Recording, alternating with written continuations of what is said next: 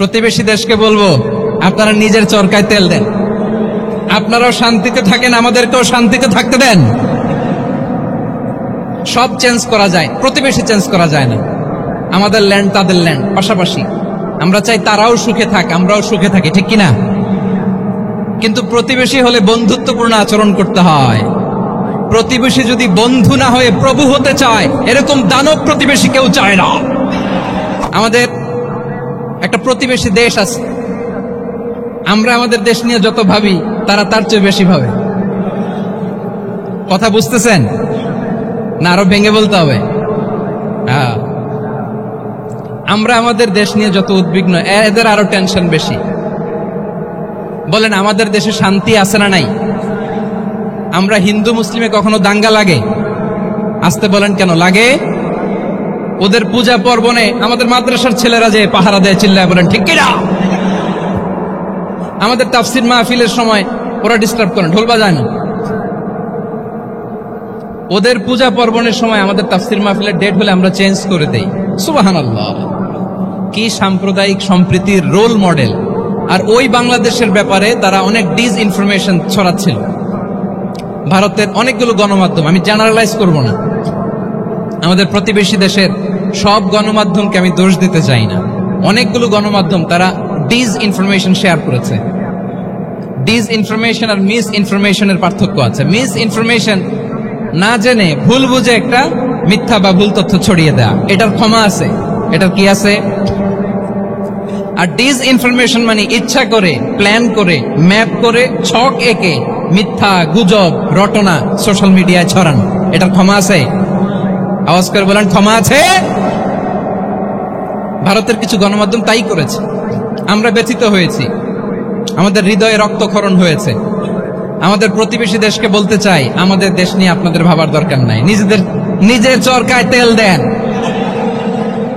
নিজের দেশ নিয়ে ভাবেন।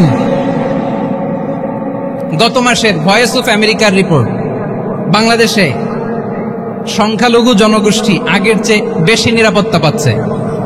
Report voice of America, Muslim report নাকি? মুসলিম জরিপ, ভয়েস অফ আমেরিকা। কথা বুঝে নাই বোধহয়। ভয়েস অফ আমেরিকা কি আমাদের রিপোর্ট? না, ভয়েস অফ আমেরিকার জরিপ, বাংলাদেশের সংখ্যালঘু জনগোষ্ঠী আগের চেয়ে ভালো নিরাপত্তা পাচ্ছে। শুধু এখানেই শেষ না, মাইক্রোসফটের একটা জরিপ শোনাই আপনাদেরকে। তারা সারা পৃথিবীতে গুজব, ভুয়া আর মিথ্যা নিউজ ছড়ানোতে কোন দেশ সেরা একটা রিপোর্ট করেছে। এর মধ্যে 1 নম্বরে এসেছে ভারতের নাম। মাইক্রোসফট তো মুসলমানরা চালায় না? কথা বোঝে নাই বোধহয়। প্রতিবেশী দেশকে বলবো, আপনারা নিজের চরকায় তেল দেন, আপনারাও শান্তিতে থাকেন, আমাদেরকেও শান্তিতে থাকতে দেন। সব চেঞ্জ করা যায়, প্রতিবেশী চেঞ্জ করা যায় না। আমাদের ল্যান্ড তাদের ল্যান্ড, পাশাপাশি। আমরা চাই তারাও সুখে থাক, আমরাও সুখে থাকি, ঠিক কিনা?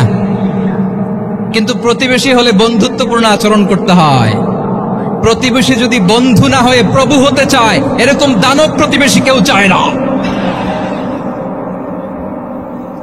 ভারত যদি বন্ধুত্ব উপহার দেয়, আমরাও বন্ধুত্ব দিব। কি বলেন? তারা যদি বন্ধুসুলভ আচরণ করে, আমরাও বন্ধুত্ব উপহার দেব। কারণ আমাদের পররাষ্ট্র নীতি হচ্ছে সবার সাথে বন্ধুত্ব, কারোর সাথে বৈরিতা নয়। আলহামদুলিল্লাহ বলেন, কত চমৎকার পলিসি আমাদের। আমরা নির্বিবাদী, আমরা বাংলাদেশিরা শান্তিকামী। We are proud of that. এজন্য আমরা গর্ববোধ করি। আমাদের পররাষ্ট্র নীতি সবার সাথে বন্ধুত্ব, কারোর সাথে শত্রুতা নয়। তাই প্রতিবেশী দেশকে বলবো, আমার ভাইয়েরা, আপনারাও আমাদের ভাই। বন্ধুত্ব দিলে বন্ধুত্ব পাবেন। বন্ধুত্ব ইজ ওয়েলকাম, দাদাগিরি নয়। বন্ধুত্ব ওয়েলকাম, দাদাগিরি নয়। Loud and clear. ভারত যদি বন্ধুত্ব দেখায়, বন্ধুত্ব পাবে। কিন্তু ভারত যদি বাংলাদেশে আধিপত্যবাদ বিস্তার করতে চায়, বাংলাদেশের 18 কোটি জনগণ সেটা রুখে দেবে। ভারত যদি গৌর গোবিন্দের ভূমিকায় নামতে চায়, দেশের 18 কোটি মুসলমান শাহজালালের ভূমিকায় নামবে।